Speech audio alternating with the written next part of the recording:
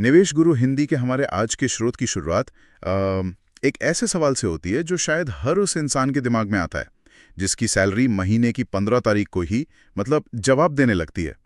सवाल यह है कि अगर हाथ में पैसा बचता ही नहीं तो निवेश की बातें करना भी क्या एक मजाक नहीं है?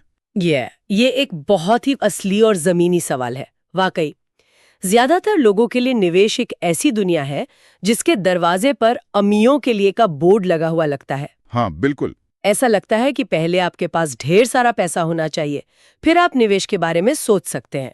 बिल्कुल। और आज हमारा मिशन इसी बोर्ड को तोड़ना है, इसी सोच को चुनौती देना है। हम इस स्रोत की गहराई में उतरेंगे और समझेंगे कि क्या 500 रुपए जैसी छोटी सी रकम से निवेश शुरू करना सिर्फ एक अच्छी लगने वाली कहानी है या ये वाकई में किसी की फाइनेंशियल कहानी का क्लाइमैक्स बदल सकती है। और इस पड़ताल के केंद्र में एक और बहुत जरूरी सवाल है जिस पर ये पूरा विश्लेषण टिका है। एक बार किसी ने तय कर भी लिया कि चलो शुरुआत करते हैं, तो वो एक चौराहे पर खड़ा हो जाता है। एक रास्ता है फिक्स डिपॉजिट यानी एफडी का, जो सुरक्षित और जाना पहचाना लगता है। हाँ, सबका पसंदीदा। और दूसरा रास्ता है सिस्टमैटिक इन्वेस्टमेंट प्लान यानी एसआईपी का, जिसके बारे में सुना तो बहुत है पर थोड़ा डर भी लगता है। स्रोत हमें इन दोनों रास्तों के बीच का फर्क समझने में मदद करता है। तो चलिए इस पूरे मामले को जरा अनपैक करते हैं और इसे समझने के लिए स्रोत में एक कहानी का जिक्र है, उसका सहारा लेते हैं। मान लीजिए दो दोस्त हैं, अमन और भुवन। ठीक है। दोनों की उम्र 25 साल है, दोनों एक जैसी नौकरी करते हैं। अमन हर महीने बड़ी मुश्किल से 500 रुपए बचाता है और सोचता है कि चलो इसी से शुरुआत करते हैं। और दूसरा दोस्त है भुवन। वो ज्यादा कह सकते हैं प्रैक्टिकल सोचता है। वो कहता है यार 500 रुपए में क्या होगा, इससे अच्छा तो एक पिज्जा खा लूं। हाँ, ये तो बहुत आम सोच है। जब मेरी सैलरी बढ़ेगी और मैं महीने के कम से कम 10,000 रुपए बचा पाऊंगा तब शान से निवेश करूंगा। सुनने में तो भुवन की बात ज्यादा तर्कसंगत लगती है ना? हाँ बिल्कुल, ज्यादातर लोग भुवन की तरह ही सोचते हैं। लेकिन स्रोत कहता है कि यहीं पर 90% लोग गलती कर जाते हैं। असली खेल बड़ी रकम का है ही नहीं है। असली खेल तो समय का और नियमितता का है। बिल्कुल। और यहीं पर चक्रवृद्धि यानी कंपाउंडिंग का जादू काम करता है। इसे, जैसा कि आपने पहले भी कहा, एल्बर्ट आइंस्टीन ने दुनिया का 8वां अजूबा कहा था। हाँ। स्रोत इसे बहुत सरल तरीके से समझाता है। कंपाउंडिंग का मतलब है आपके पैसे पर जो कमाई हुई उस कमाई पर भी कमाई होना, कमाई पर कमाई। हाँ, ये एक स्नोबॉल की तरह है। जब आप एक छोटा सा बर्फ का गोला बनाकर पहाड़ी से लुढ़काते हैं तो शुरुआत में वो बहुत धीरे धीरे बड़ा होता है, लेकिन जैसे जैसे वो नीचे जाता है वो तेजी से अपने ऊपर और बर्फ लपेटता जाता है और अंत में एक विशाल गोले में बदल जाता है। वाह, ये एनालॉजी तो कमाल की है। लेकिन क्या 500 रुपए का स्नोबॉल सच में इतना बड़ा बन सकता है? चलिए आंकड़ों में बात करते हैं। जरूर। और ये आंकड़े ही असली आहा मोमेंट है। मान लीजिए अमन हर महीने 500 रुपए की एसआईपी शुरू करता है और उसे 30 साल तक जारी रखता है। 30 साल तक, ठीक है। और अगर हम सिर्फ 12% का औसत सालाना रिटर्न भी मान लें, जो कि इक्विटी म्यूचुअल फंड के लिए लंबी अवधि में एक यथार्थवादी उम्मीद है, तो पता है 30 साल बाद उसके पास कितना पैसा होगा? कितना? शायद कुछ लाख रुपए, 4-5 लाख? लगभग 17,70,000 रुपए। क्या बात कर रहे हैं? हाँ, और सबसे हैरान करने वाली बात यह है कि इन 30 सालों में अमन की जेब से कुल कितने पैसे गए? कितने? सिर्फ 1,80,000 रुपए। बस? बाकी के करीब 16 लाख रुपए कंपाउंडिंग का जादू है। ये वो पैसा है जो उसके पैसे ने उसके लिए कमाया है। ये तो अविश्वसनीय है। मतलब 1.8 लाख रुपए का निवेश 17 लाख से ज्यादा बन गया। और हमारा दूसरा दोस्त भुवन? हाँ, भुवन, जो 10 साल बाद महीने के 5,000 रुपए भी निवेश करना शुरू करेगा, वो भी शायद अमन को नहीं पकड़ पाएगा। यही इस विश्लेषण का सबसे बड़ा सबक है। भुवन जो सबसे कीमती चीज खो रहा है वो पैसा नहीं है, वो समय है। समय। निवेश में समय पैसे से कहीं ज्यादा शक्तिशाली साबित हो सकता है। तो एक बार जब ये माइंडसेट सेट हो गया कि छोटी रकम से भी शुरुआत करनी है, तो अगला सवाल तुरंत दिमाग में आता है, पैसा लगाएं कहां? और यहीं पर स्रोत हमें दो सबसे आम रास्तों एफडी और एसआईपी के चौराहे पर लाकर खड़ा कर देता है। हाँ, और ये एक बहुत जरूरी फैसला है। स्रोत के मुताबिक एफडी यानी फिक्स डिपॉजिट की सबसे बड़ी खूबी है उसकी सुरक्षा और निश्चितता। गारंटी। आपका पैसा बैंक में सुरक्षित है और आपको पहले दिन से पता होता है कि 5 साल बाद आपको 6 या 7% के हिसाब से कितना पैसा मिलेगा। कोई सरप्राइज नहीं, कोई टेंशन नहीं। सुनने में तो ये बहुत अच्छा लगता है।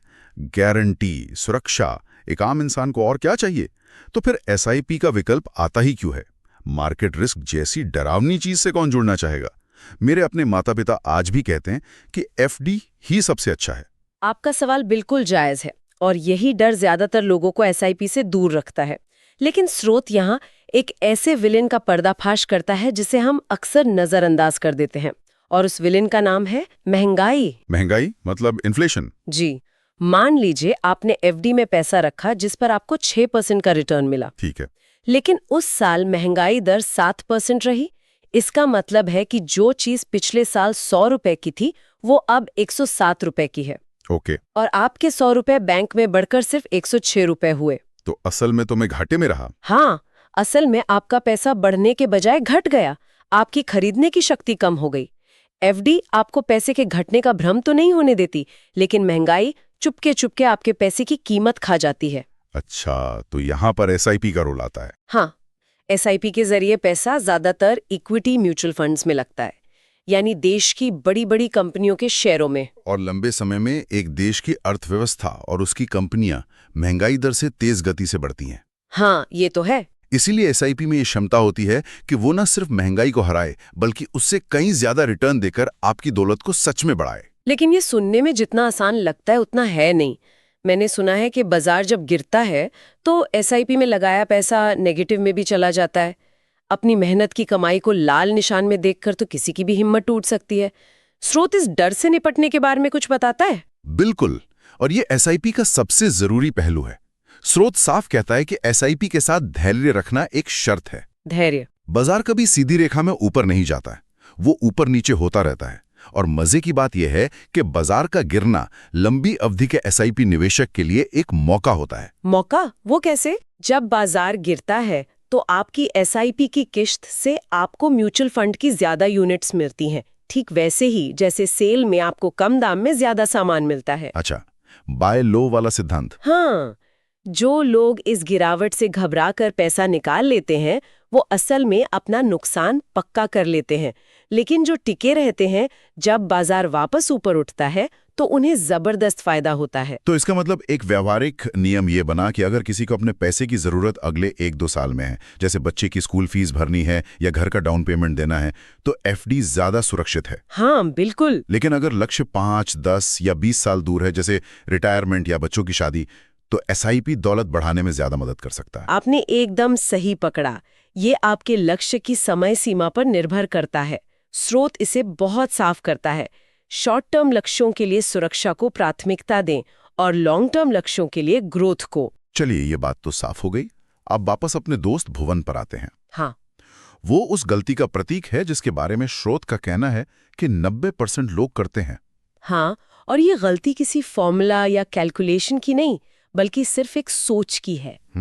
एक मानसिकता जो लोगों को निवेश की पटरी पर चढ़ने ही नहीं देती। स्रोत के शब्दों में वो गलती है ये सोचना कि जब पैसे ज्यादा होंगे तब निवेश करेंगे। लोग सोचते हैं कि अभी तो घर के खर्चे, ईएमआई, बच्चों की फीस, इसी में सब निकल जाता है। बिल्कुल।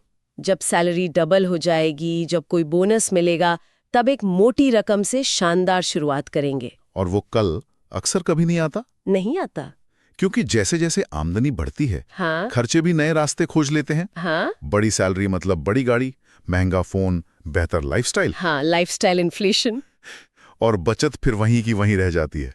स्रोत इस पूरी सोच को 180 डिग्री पर पलट देता है। वो कहता है कि सच्चाई इसके ठीक उलट है। उलट है? मतलब सच्चाई ये नहीं है कि पैसे ज्यादा होने पर निवेश होता है। सच्चाई ये है कि निवेश करने से ही पैसे ज्यादा होते हैं। वाह, ये एक बहुत बड़ा मानसिक बदलाव है। ये उस चूहे दौड़ से बाहर निकलने जैसा है जिसमें आप ज्यादा कमाने के लिए और मेहनत करते हैं और फिर बढ़े हुए खर्चों को पूरा करने के लिए और ज्यादा मेहनत करते हैं। वाह, ये लाइन तो दिमाग में बैठ जाने वाली है। निवेश करने से ही पैसे ज्यादा होते हैं। तो ये इंतजार करना कि सही समय आएगा एक जाल है, एक बहुत बड़ा जाल। स्रोत का संदेश बिल्कुल साफ है, इंतजार मत करो, शुरुआत करो। आज आपके पास जो भी है, चाहे वो 1000 रुपए हो या 500 रुपए, उससे अपना स्नोबॉल पहाड़ी से लुढ़काना शुरू कर दो। सही बात है। आज का 500 रुपए कल के 5000 रुपए से ज्यादा कीमती है, क्योंकि उसके पास बढ़ने के लिए ज्यादा समय है। और इसी सोच से वो गोल्डन टिप या वायरल लाइन निकलती है जो इस पूरी चर्चा का सार है। जब मैंने इसे पहली बार पढ़ा तो मुझे यकीन नहीं हुआ।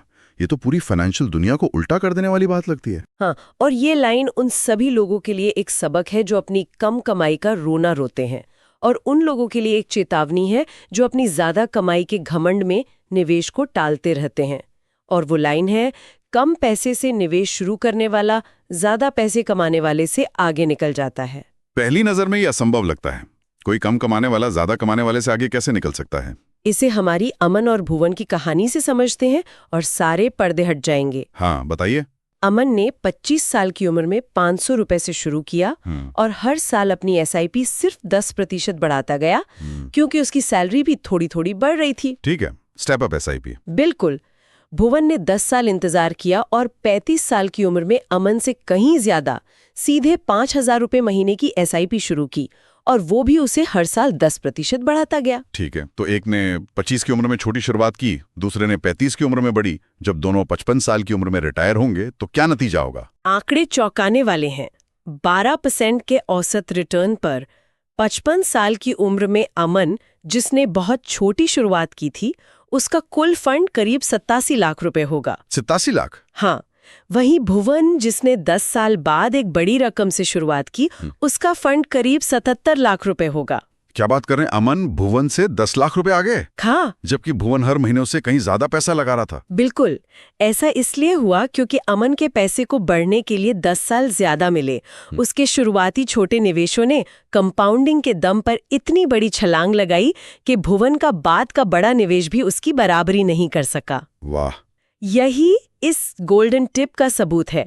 आपकी सैलरी का आंकड़ा उतना जरूरी नहीं है जितनी आपकी शुरुआत की तारीख। तो इस पूरी चर्चा का निचोड़ ये है कि निवेश की दुनिया में कितना से ज्यादा जरूरी कब और कब तक है। आपने बिल्कुल सही पकड़ा। तो अगर हम आज की पूरी बातचीत के मुख्य बिंदुओं को समेटें तो पहली और सबसे बड़ी बात यह है कि निवेश शुरू करने के लिए अमीर होने का इंतजार करना सबसे बड़ी आर्थिक भूल है। हाँ। दूसरी बात, लंबी अवधि में महंगाई जैसे छुपे दुश्मन को हराने और सच में दौलत बनाने के लिए SIP एक शक्तिशाली औजार हो सकता है, जबकि छोटी अवधि के लक्ष्यों के लिए FD की सुरक्षा का कोई मुकाबला नहीं। और तीसरी और शायद सबसे जरूरी बात, असली दौलत एक मुश्त बड़ी रकम से नहीं बल्कि छोटी छोटी रकम को लंबे समय तक नियमित रूप से निवेश करने से बनती है। ये एक मैराथन है, 100 मीटर की दौड़ नहीं। बिल्कुल। स्रोत के अंत में एक बहुत ही गहरी बात कही गई है जो इन सभी बातों का सार है। सही निवेश सही समय पर, यही है समझदारी। ये लाइन सुनने में जितनी सरल है उतनी ही गहरी भी है। और इसी से जुड़ा एक सवाल मेरे मन में उठ रहा है, जिसके साथ हम आज की इस चर्चा को समाप्त करना चाहेंगे। ये स्रोत हमें बताता है कि सही समय पर निवेश करना समझदारी है, पर सोचने वाली बात यह है कि निवेश के लिए ये सही समय आखिर होता क्या है। अलथा, और अगला सबसे सही समय आज है।